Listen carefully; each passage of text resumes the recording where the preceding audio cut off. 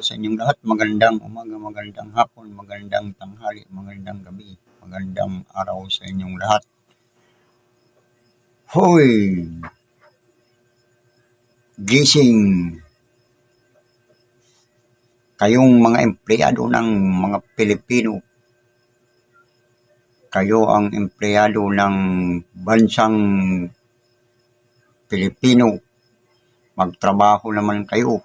Huwag kayong puro bangayan, inggitan sa mga nakukuhang pera. Magtrabaho kayo.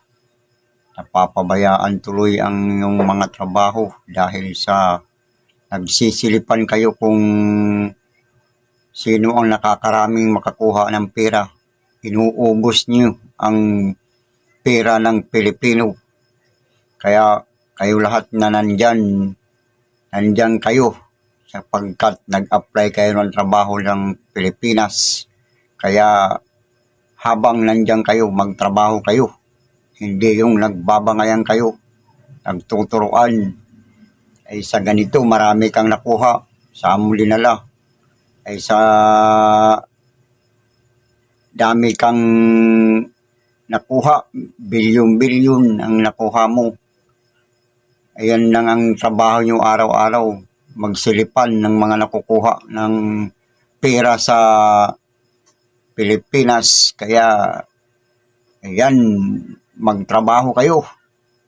Marami na nang papabayaan ng trabaho dito sa Pilipinas dahil sa nagsisilipan kayo kung magkano ang nakuha mo, magkano ba ang akin, magkano sa'yo, magkano ang kanila.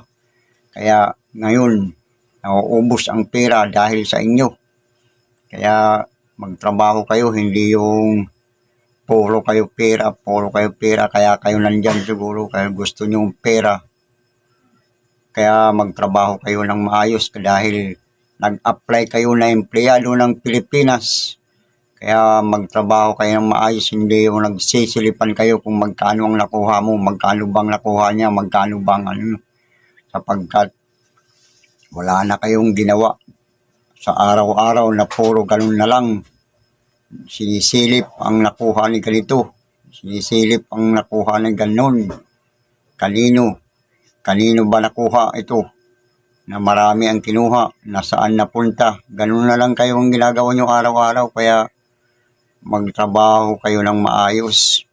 Kaya kayo nag-apply, tinanggap kayo ng mga Pilipino para magtrabaho. At manungkulan, wala na kayong ginawa kundi mag-away-away tungkol sa pera. Kaya nga, nasabi ko tuloy sa isipan ko, sana wala ng pera para hindi na magkagulo ang Pilipinas. Alam mo kaya nagkakagulo ang Pilipinas dahil sa pera. Kakampihan nila yung mapera. Kakampihan nila yung mga kahit hindi maganda ang ginagawa, kakampihan nila dahil maraming pera. Ganun sa Pilipinas, palibasa ay maraming pera, kakampihan nyo. Kaya magulo at naghihirap ang Pilipinas dahil sa ganun na pangyayari. Kahit masama, kasang-ayunan dahil maraming pera. Kaya pera. Kaya kayo nag-apply na isang empleyado sa Pilipinas para magtrabaho. Ngunit anong ginagawa ninyo? Wala kayong ginawa kundi silipin lahat ng mga nanguha. Lahat naman kayo nangunguha dyan eh. Lahat kayo nangunguha ng pera. Kinuubos ninyo mga pera. Tapos mag-aaway-aaway kayo dahil sa ganito eh marami nakuha si ganito, marami siyang nakuha. Saan napunta? Kaya nag-aaway-aaway kayo dahil sa pera. Wala na kayong ginawa, kundi puro away ganyan. Nag-aaway-aaway dahil kukunti yung nakuha ko. Bakit ganito, bakit ganyan? Wala akong nakuha. Ganun talaga ang ano. Kaya mula pa noon ganyan na. Kaya maraming gustong mag-apply dyan sa trabaho na yan eh.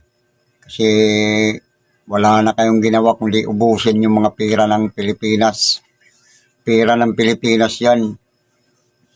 pera ng mga mamamayan ng Pilipinas na inuubos ninyo, pinagkukuha ninyo.